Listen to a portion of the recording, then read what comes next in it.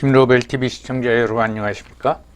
제가 얼마 전 남북 군사합의서 파기 또는 무효화에 관해서 얘기하면서 남이나 북이나 좌파들은 지키지도 않을 약속을 쏟아내면서 결국 서로 뒤통수 친다, 그런 말씀을 드린 적이 있습니다. 우리가 이제 남북 정상회담을 여러 번 하고 거기서 이제 발표문이 나왔는데 사실 우리가 지킨 게 별로 없습니다. 그러니 이제 북한이 돈을 좀 기대했다가 그 기대가 충족이 안 되니까 굉장히 배신감을 느꼈겠죠. 그러니까 무슨 삶은 소대가리 뭐 이런 얘기를 하는 겁니다. 그런데 이제 국제관계가 대부분 그렇습니다. 특히 독재자들이 약속을 안 지킵니다. 조약이나 협정 또는 공동선언이라는 것이 국가 간의 약속인데 이걸 강한 사람이 안 지켰을 적에 약자는 이에 대해서 응징할 방법도 없죠. 그냥 당하는 겁니다. 그래서 오늘은 그 2차 세계대전 발발 전에 중요한 불가침 조약들이 있었는데 이것이 어떻게 전개가 됐고 그 결과가 어떻게 나타났는지에 대해서 한번 살펴보도록 하겠습니다. 다 집어치고 한 가지만 물어보자. 넌 도대체 나한테 왜 그런 거냐? 말해봐요. 저한테 왜 그랬어요? 1939년 9월 2차 세계대전이 발발하기 전에 주요국들 간의 불가침 조약이 몇 차례가 있었습니다. 여러분 알고 계시겠지만은 제일 먼저 1934년에 독일과 폴란드 사이에서 불가침 조약이 맺어졌습니다. 이걸 뭐 불가침 선언이라고도 하고요. 그 다음에 잘 알려져 있다시피 1939년 독일과 소련이 불가침 조약을 맺죠. 뭐 사람들이 깜짝 놀랐다고 합니다. 그 다음에는 1941년 일본과 소련이 불가침 조약을 맺습니다. 그리고 잘 알려지지 않았지만은 1937년에 중국과 소련이 불가침 조약을 맺는데 중국은 그 당시 뭐 내전 상태였기 때문에 장개석 국민당 정권하고 소련이 불가침 조약을 맺은 겁니다. 그 중에서 독일 폴란드 불가침 조약, 독일 소련 불가침 조약, 일본 소련 불가침 조약에 대해서 알아보도록 하겠습니다. 먼저 독일 폴란드 불가침 조약입니다. 이 체결일이 1934년 1월 26일인데 그 기간은 10년이었습니다. 이땐 히틀러가 집권을 하고 한 1년 조금 지난 후인데 독일은 왜 폴란드하고 불가침 조약을 맺었나 하면은 이 집권을 하고 서유럽 국가들 뭐 대표적으로 영국, 프랑스와 그 관계가 악화됐습니다. 그러니까 좀 위기의식을 느낀 히틀러가 그렇다면 동쪽은 폴란드하고 국경을 접하고 있죠. 동부 국경이라도 좀 안정화를 시키자 해가지고 불가침 조약을 맺었습니다. 그럼 폴란드는 왜 독일과 불가침 조약을 맺었느냐? 폴란드는 여러분 아시다시피 독일, 오스트리아 그리고 러시아에 의해 가지고 나라가 분할돼서 합병된 적이 있습니다. 그런 이제 역사적 경험과 함께 폴란드는 러시아하고 독일을 진짜 싫어하는데 그 중에서도 특히 러시아를 싫어합니다. 그래서 독일과 러시아로부터 이렇게 양쪽에 뭐 포위되어 있다고 봐야겠죠. 그럼 폴란드 입장에서는 그래도 독일과 소련 사이에서 독일과 불가침 조약을 맺고 나면은 조금 중립성을 확보할 수 있지 않을까 하는 기대에서 불가침 조약이 맺어졌는데 이게 아무 의미가 없죠. 독일의 히틀러는 이미 레벤스라움이라고 해가지고 게르만족의 생존 공간을 확보해야 된다 해서 동쪽 편, 그러니까 폴란드와 우크라이나 지역이죠. 거기를 침공해서 병합할 장기 계획을 가지고 있었고 1차 세계대전 패전으로 폴란드한테 땅을 일부 뺏겼습니다. 그건 난치히 회랑이라고 하는데 그거에 대한 이제 응어리도 있고 해가지고 조약은 맺어놨지만은 뭐 지킬 의사가 없었죠. 그래서 결국은 1939년 4월 폴란드를 침공하기 한 5개월 전에 독일이 불가침 조약을 일방적으로 파기합니다. 그리고 9월 1일 날 독일이 이제 폴란드를 침략을 하죠. 그래서 결국은 2차 세계대전이 일어납니다. 이 과정서 뭐 영국이나 프랑스가 혹시 도와줄까 하는 기대를 폴란드가 가졌는데 실질적으로 도와준 건 없고 독일에 비해서 군사력이 약한 폴란드는 일방적으로 당할 수밖에 없었습니다. 그러니까 독일이 참 나쁘죠. 뭐 히틀러가 나쁘죠. 자기네들은 폴란드를 침공할 장기적인 계획을 가지고 있으면서도 1934년에는 불가침 조약을 체결했다 이겁니다. 그리고 5년 후에 그걸 파기하는데 그 시점이 폴란드를 침공하기 한 5개월 전이었다. 그런 말씀이죠. 그 다음은 뭐 우리한테 잘 알려진 독일 소련 불가침 조약을 한번 살펴보면은 이 체결일은 1939년 8월 23일입니다. 기간은 10년인데 그 8월 23일이면은 폴란드를 침공하기 일주일 전이죠. 일주일 전에 이제 비밀 조약으로 이걸 맺었어요. 이 조약이 맺어진 게 알려지니까 영국, 프랑스, 서유럽 국가들은 깜짝 놀랐죠. 야, 저게 말이 되냐?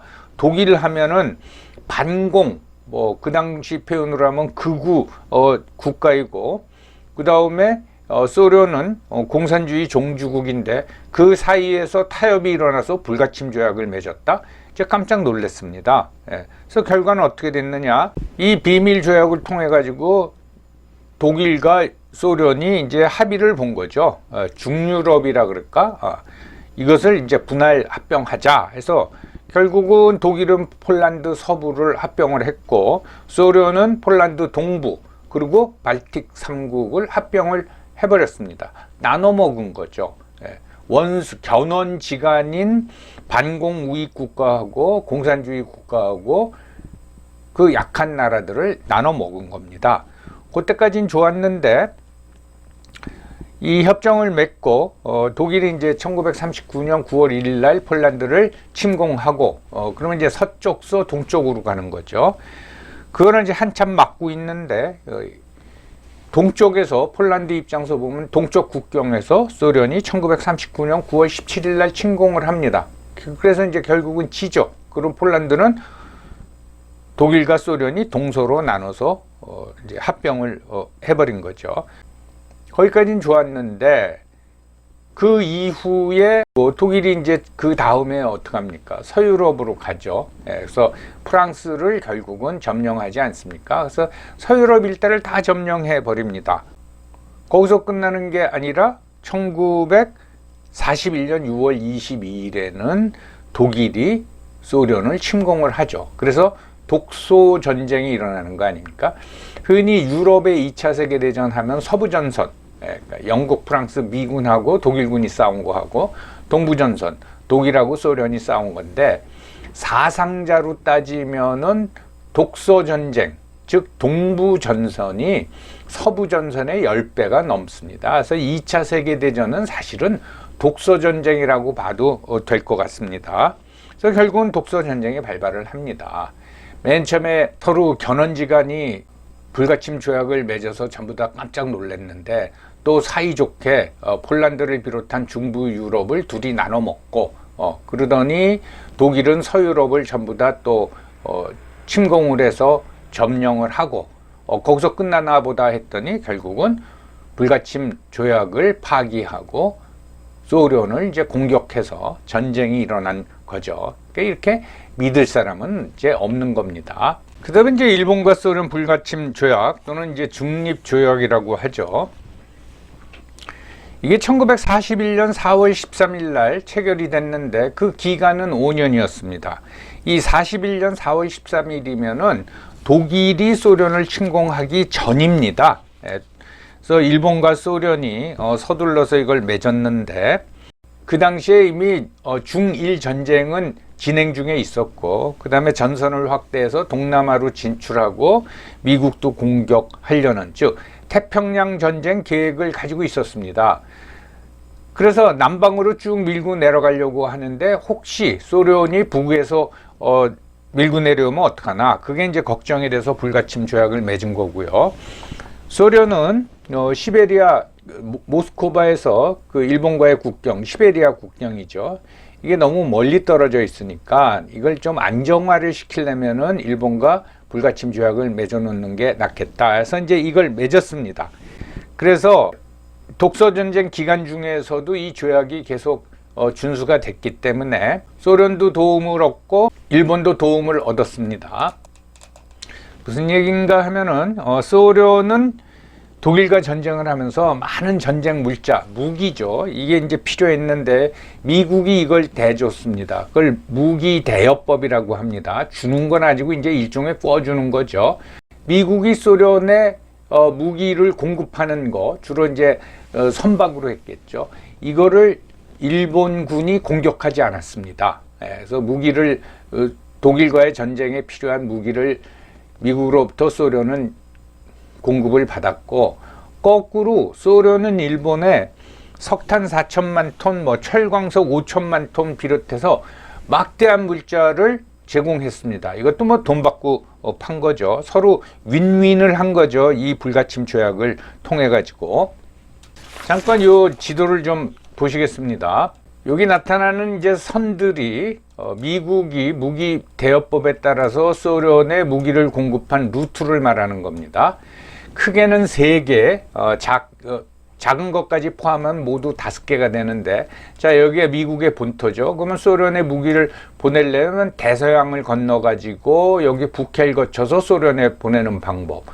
또는 여기에 그렇다면 이 지역에 독일 잠수함들이 출현을 하니까 밑으로 대서양 밑으로 쭉 내려가서 아프리카 희망봉을 돌아가지고 중동으로 가서 요 이란을 통해서 가는 방법 있고, 또 요 조금 가는 선으로 나왔지만은 일로 가서 지중해를 거쳐서 터키를 통해서 소련에 무기를 제공하는 방법이 있고, 그다음에 여기서 나면 북극해를 지나가지고 베링해를 지나서 저 북쪽에 소련 항구에다가 무기를 공급하는 방법이 있습니다. 제일 편한 거는 이 서부 해안에서 태평양을 건너가지고 이 소련에다 제공하는 건데, 그 당시에 미국이 소련에 제공한 총 무기가 1750만 톤이었는데 태평양 루트를 통해 가지고 제공한 게 824만 톤입니다. 그러니까 전체 물량의 47%, 약 반가량이 이 루트를 통해서 무기를 미국이 소련에다 제공했습니다. 말씀드렸듯이 일소 불가침 조약에 의해 가지고 일로 지나가는 선박을 그 일본 해군이 공격하지 않았다라는 거죠. 그러니까 독일 입장에서 보면은 화딱지가 나는 거죠. 자기네하고 싸우느라고 소련이 미국으로부터 무기를 제공받는데 그걸 동맹국인 일본이 공격을 안 하고 다 허용해 주니까 굉장히 이제 서운했을 겁니다. 이렇듯 어떤 의미에서 일본과 소련의 불가침 조약은 서로 윈윈을 하면서 잘 지켜지는 것 같았습니다. 그런데 1945년 5월 독일이 패망하고 나서 소련이 태도를 바꾸죠. 그래서 1945년 8월 8일 날 소련이 대일 선전포고를 한 겁니다. 그러니까 일본과 소련 불가침 조약을 파기한 거죠. 그러면서 전광석화처럼 만주와 결국은 우리나라 38도선 이북, 한반도 북부까지 이제 점령을 해버린 거죠. 그래서 일본이 이제 항복을 하고 결국 이제 패전을 하고 항변을 한 게 뭔가 하면은 소련은 불가침 조약을 파기했다. 그러니까 1941년 4월 13일 날 불가침 조약을 맺었고 그 기간이 유효 기간이 5년이면 1946년 4월까지 이걸 지켜야 되는데 중간에 이걸 깨고 대일 선전포고를 했다. 그렇기 때문에 적어도 일본과 관련된 전쟁하고 관련해선 조약을 파기한 당사자이기 때문에 승전국이 아니다 라고 이제 항변을 했는데 이게 뭐 통하겠습니까? 안 통하죠. 그래서 조금 전에 말씀드렸듯이 독일이 굉장히 서운해하고 특히 이제 무기 대여법에 따라서 미국이 소련에 제공하는 무기가 지나가는 그 항로를 일본 해군이 허락한 거에 대해서 굉장히 섭섭하게 생각을 하고, 또 일부 역사가는 뭐라 그러냐면 일본이 불가침 조약을 깨고 러시아 전선에서 소련과 전쟁을 벌였다면은 거꾸로 러시아가 독일과 싸우고 이쪽 시베리아 쪽에서는 일본과 싸우면서 아마 패전했을 거다. 그러면 소련이 패전을 했으면은 2차 세계대전 자체는 주축국, 즉 독일, 일본, 이탈리아의 승리가 됐을지도 모른다. 그렇게 되면 세계의 역사는 어떻게 바뀌었을까? 그런 이제 상상을 하는 사람들도 있습니다.